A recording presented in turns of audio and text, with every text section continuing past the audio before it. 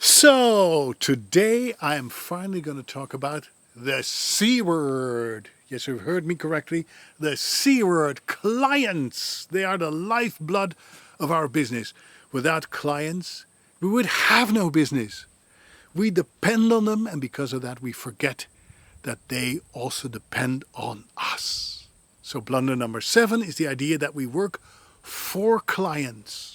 Well, why is that a blunder, you may ask? Clients select us based on an audition, they negotiate a rate with us, and if we come to an agreement, they hire us, and eventually they'll pay us. How is that not working for a client? Well, the way I see it, you work for a boss. The boss tells you what to do and you do it. You don't have a choice.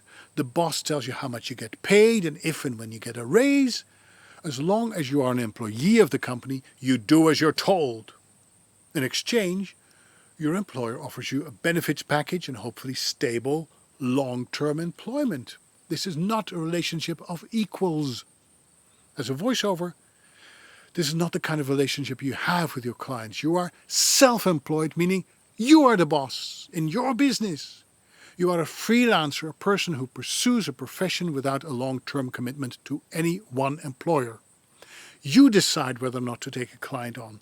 You decide about the rate you're willing to accept. You state your terms and conditions, and if you don't like where things are going, you can always fire your client and run away. I've done it, believe me, it works. The trouble is that many voiceover colleagues are so desperate for work that they'll agree to almost anything because they're afraid that if they don't, the client will walk away. And to be honest, of course, that's always an option. But you are better off without these clients. Remember, although it would be nice to develop a long-term relationship with clients, most of them will use you and spit you out when they no longer need you, or when they find an idiot who will do more for less. And believe me, there are plenty of idiots these days.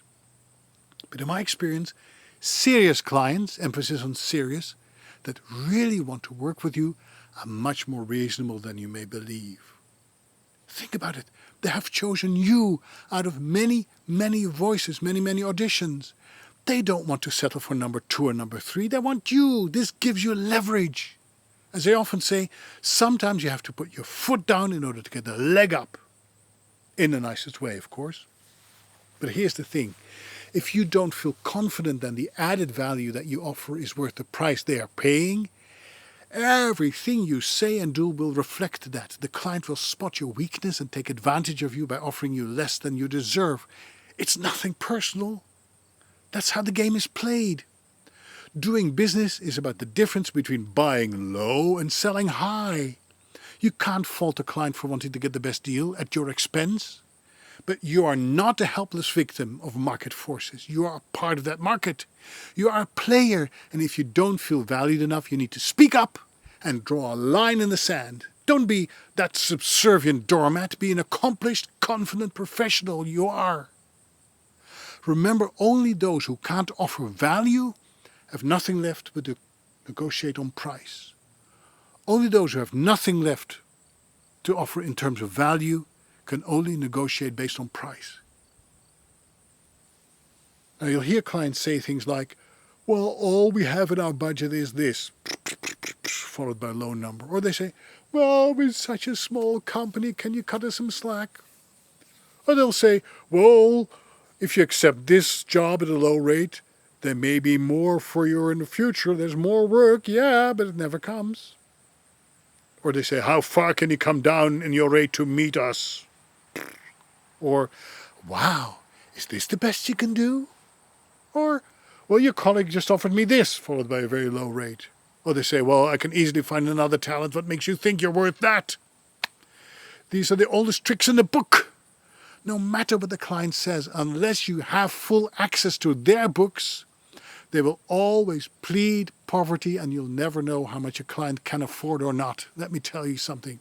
It's not relevant what a client can or cannot afford. You need to make a deal based on what's reasonable and fair in today's market. Take into consideration your experience, your expertise, and your reputation. It's not your job to worry about your client's profit. You should be protecting your bottom line. Your job is to sell yourself, not to sell out.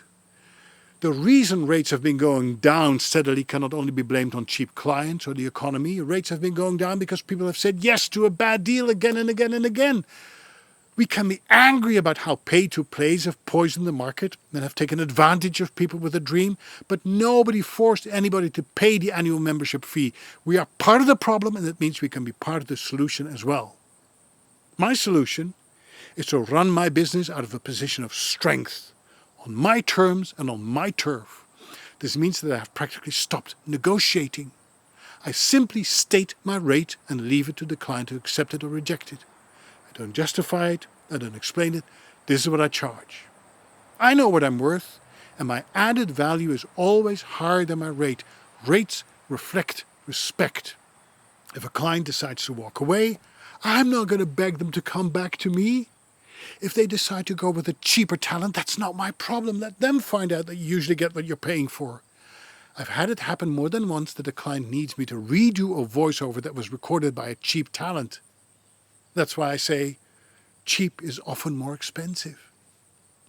And if only you would know how small the part of the entire advertising budget is that goes to a voice actor.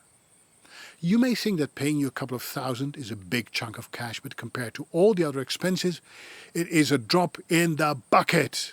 Believe me, it's nothing. So, don't ever feel sorry for your client. If they don't want to pay what you're worth, have them try one of those lifeless AI voices. See how well that works with buyers, with listeners, with their audience. They're lovely, right? The AI voices.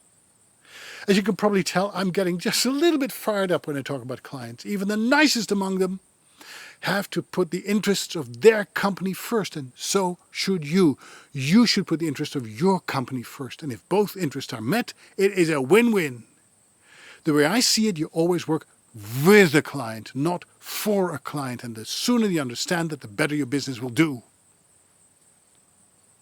Tomorrow I'll talk about my next big blunder, believing that if you want to get any work in voiceovers, you have to chase it relentlessly. Now remember, the whole series is available on my social media channels, and if you've learned something by watching my videos, I hope you'll show your appreciation with a like or a thumbs up. Hey, you can even subscribe and follow me. It's free. I'll talk to you tomorrow. Bye.